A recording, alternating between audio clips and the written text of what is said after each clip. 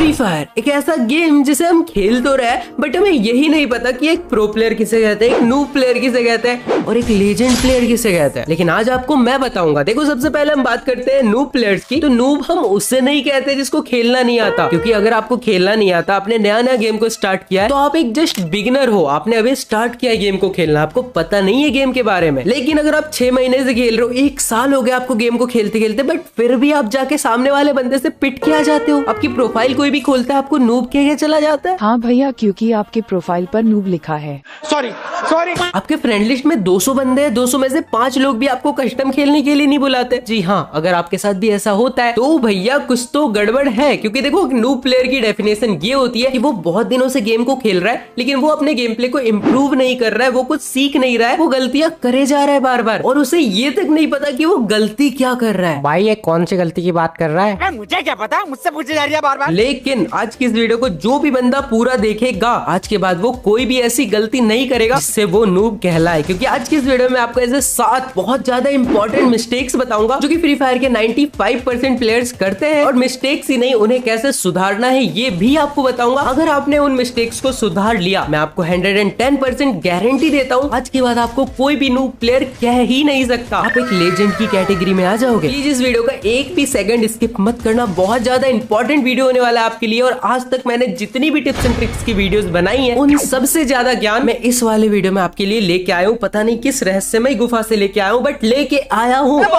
जल्दी से वीडियो को शुरू करते हैं। Mistake number 1, profile. आपका प्रोफाइल जो होता है, आप दिखते जैसे हो आपको वैसे ही जज किया जाता है। आपकी योग्यता को बाद में देखा जाता है, लेकिन first impression is very important. But आप यहाँ पे एक बहुत बड़ी गलती करते हो। आपको यही नहीं पता कि आपका प्रोफाइल अच्छा दिख भी रहा है या फिर नहीं, या फिर आप अपने प्रोफाइल को अच्छा करने के लिए क्या कर सकते हो, आपको यही नहीं पता। अब मैं बताता हूँ आपको अपने प्रोफाइल को कुछ ऐसे सजाना है जैसे कि आपका प्रोफाइल कोई खजाना है। और हाँ, सच में ये एक खजाना है। जैसे कि मैं यहाँ पे अपने फ्रेंड लिस्ट में किसी के भी प्रोफाइल को ओपन करता हूँ, FG पांडा को ही ले लेते हैं, तो मैंने इसका प्रोफाइल खोला। यहाँ पे आपको दिख रहा होगा XM8 में 29 नंबर पे आप अपना ऐसे किसी भी गन में मास्टरी कर सकते हो, नंबर 1 पे आ सकते हो। उससे तो आपको भाई एक गजब लेवल की इज्जत मिलेगी। साथ ही साथ आपका गिल्ड बहुत ज्यादा मैटर करता है। नाम, बायो, ये सब तो नॉर्मल बात है, बट आपका जो गिल्ड होता है ना, जैसे कि ये है FG e-स्पोर्ट गिल्ड में, इसका लीडर हूँ मैं। बीबेज है मेरे पास, प्लस मैं एक यूट्यूबर हूँ, 4 मिलियन सब्सक्राइबर है। तो कोई भी बंदा देखेगा ये एक बीबेज यूट्यूबर के गिल्ड में, तो ये एक अच्छा प्लेयर ही होगा ना, तो उनके मन में ऑटोमेटिक रिस्पेक्ट बन जाएगी, भैया ये तो अच्छा प्लेयर है, ये तो एक यूट्यूबर के गिल्ड में। देन आपको क्या करना है, यहाँ पे बूया पास। अब मैं आपको बूया पास लेने के लिए नहीं बोल रहा, आप बूया पास मत लो,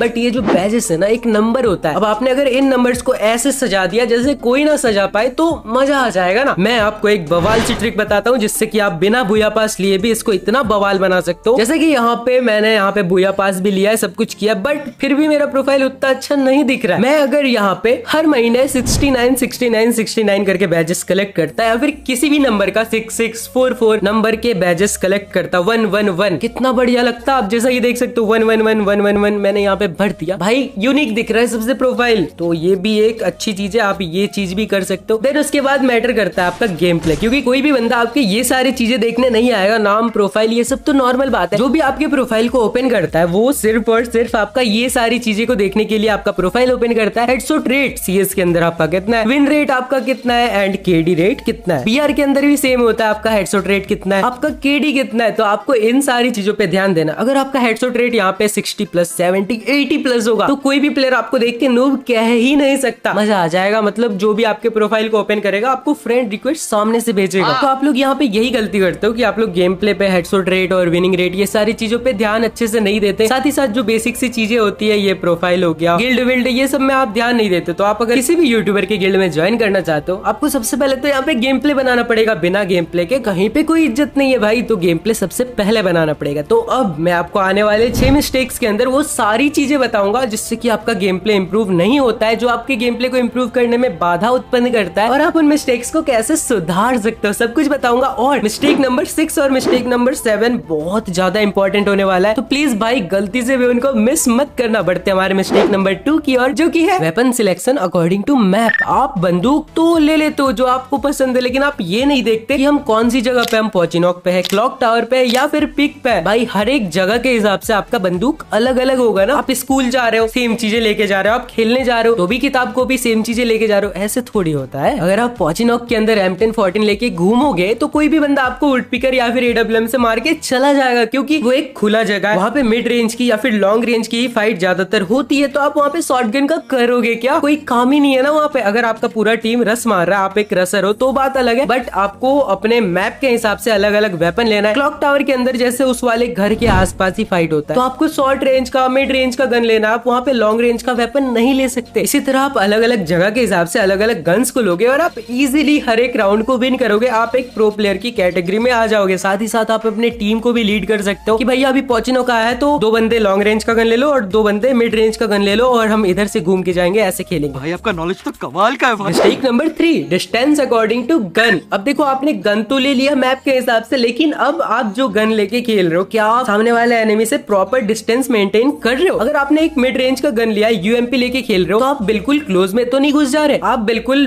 लॉन्ग रेंज से जूम इन जूम आउट करके तो नहीं फाइट कर रहे ना। आपको इस चीज का बिल्कुल प्रॉपर ध्यान रखना है। आप लोग बहुत लोग ऐसी गलतियां करते हो कि UMP लेके खेल रहे हो और दूर से जूम इन जूम आउट कर रहे हो, M1014 लेके खेल रहे हो, लेकिन आप मिड रेंज में बैठे हुए, तो ऐसे कैसे चलेगा? AWM चला रहे हो और बिल्कुल क्लोज में चले जा रहे हो, ऐसे नहीं होता। आपको प्रॉपर गन, जो भी आपने गन पकड़ा हुआ है उस जगह के हिसाब से, आपको उस गन के हिसाब से प्रॉपर डिस्टेंस को मेंटेन करना। अगर आपने मिड रेंज का लिया है तो मिड रेंज में ही रहो। अगर एनिमी आपके ऊपर रस मार रहा है तो आप उससे दूरी बनाओ, ग्लूवल लगा के पीछे जाओ, दौड़ के भागो। लेकिन आपने मिड रेंज का गन लिया है तो आपको मिड रेंज में ही रहना है, मेंटेन करना है उससे डिस्टेंस को। समझ रहे हो ना? ये वाली चीज को बिल्कुल दिमाग में रखना, बिल्कुल ध्यान में रखना। बढ़ते हमारे मिस्टेक नंबर 4 की ओर, जो की है firing from the left side of cover. आप कवर के लेफ्ट साइड से फायर करते हो, चाहे वो वॉल का कवर हो, चाहे वो पेड़ का कवर हो या फिर पत्थर का। अगर आप उस चीज के उस कवर के लेफ्ट से फायर करते हो निकल के, तो एनिमी आपको पूरा का पूरा देख पाएगा। जैसा कि आप देख पा रहे हो, मैं हूं आपका एनिमी और सामने वाले आप हो। अब आप लेफ्ट साइड से निकल के अपने फायर कर रहे हो तो मैं आपको पूरा देख पा रहा हूं। अब मैं इजीली आपको यहाँ से हेडशॉट मार दूंगा, बट वहीं पे अगर आप राइट साइड से निकल के फायर करोगे तो एनिमी आपको नहीं देख पाएगा। जैसा कि आप देख सकते हो, आपका बॉडी का कुछ % ही भाग बाहर निकल रहा है और आप इजीली मुझे तो मार पाओगे, यानी कि एनिमी को तो मार पाओगे, बट एनिमी आपको इजीली नहीं मार पाएगा, क्योंकि आप थोड़े से ही विजिबल हो रहे हो, पूरा का पूरा आपका बॉडी बाहर नहीं निकल रहा है। तो इस चीज को बिल्कुल ध्यान में रखना, क्योंकि फ्लो में क्या होता है, आप लोग गलती से लेफ्ट साइड से निकल के फायर करने लगते हो, कहीं से भी फायर करने लगते हो। नहीं, अपने आप को हमें सामने वाले एनिमी को पूरा नहीं दिखाना है। अगर हम उसको अपना पूरा बॉडी दिखा देंगे तो वो इजीली किसी से भी मार देगा, AWM से हेड मार देगा बैठा के, या फिर किसी भी गन से। आजकल ड्रैग मारना बहुत ईजी है, थोड़ा सा ड्रैग करेगा, आपको हेडशॉट लग जाएगा, आप वहीं पे खत्म हो जाओगे। और खास करके जो बंदे AWM चलाते हैं, वो लेफ्ट साइड से अगर स्कोप करके एनिमी के ऊपर बैठाएंगे तो भाई स्कोप करने में कितना टाइम लगता है आप समझ रहे हो ना। आप स्कोप करने के लिए निकले, भैया आप क्या स्कोप करोगे, 3-4 बंदे आपको स्कोप करके खत्म कर दिए वहीं पे। तो प्लीज लेफ्ट साइड से फायर करना बंद करो। जब भी फायर करो राइट साइड से बिल्कुल थोड़ा सा निकलो, थोड़ा सा फायर करो फिर घुस जाओ। अगर आप AWM भी चला रहे हो तो आप राइट से निकलो, स्कोप करो, फिर थोड़ा निकलो, मारो, फिर घुस जाओ। तो ऐसे करके आप अपने आप को थोड़ा भी नहीं दिखा सकते हो एनिमी को, और आप इजीली किसी भी एनिमी से फाइट कर सकते हो, आप भी जीतोगे भाई। ये एक प्रो प्लेयर की निशानी होती है, अपने आप को सामने वाले एनिमी को दिखाना नहीं होता है, समझ रहे हो ना। बट हमारे मिस्टेक नंबर 5, अरे यार कितना मिस्टेक बताऊंगा। अब मिस्टेक नहीं, आपको एक ट्रिक ही बता देता हूँ, ठीक है। ये ट्रिक मैंने 2-3 दिन पहले ढूंढा है, मतलब मजा आ जा रहा है इस ट्रिक को यूज करने में। आपको मैं बताऊंगा, आप शॉक हो जाओगे। अब आप अपने जॉयस्टिक को यूज करके पता नहीं क्या क्या कर सकते हो। आप ऐसे जाओगे सुसाइड करने के लिए, कूदे देना, फिर से अपने जॉयस्टिक को इधर लाओगे, आप पीछे आ सकते हो। मतलब आप जंप करने के बाद आपके ऊपर आपका कंट्रोल रहता है। पहले ऐसा नहीं होता था, आप जंप करते थे उसके बाद आपका कंट्रोल आपके ऊपर से हट जाता था, बट अब आप जंप करोगे ना तो आपका जॉयस्टिक काम